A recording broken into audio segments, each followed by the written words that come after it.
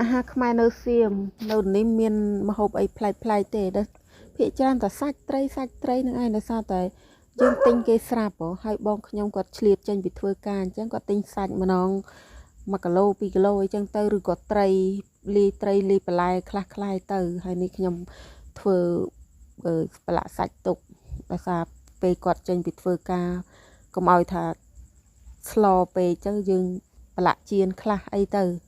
អូនៅប្រទេសសៀមបងប្អូនស្អីក៏ថ្លៃដែរជាពិសេសបន្លែប្លុកនឹងហ្មងហើយសិតតាគីមីតែមិនដឹងធ្វើម៉េចបងប្អូនដោយសារយើងនៅប្រទេសគេអញ្ចឹងបើយើងមិនទិញហូបបានអីហូបអញ្ចឹងវាចាល់បើយើងនៅប្រទេសយើងទៅវាថាយើងទិញប្រទេសយើងជួនកាលយើងមានបន្លែធម្មជាតិទៅក៏យើងហូបទៅប៉ុន្តែបើប្រទេសសៀម 100% ហ្មងគីមីសាហាវ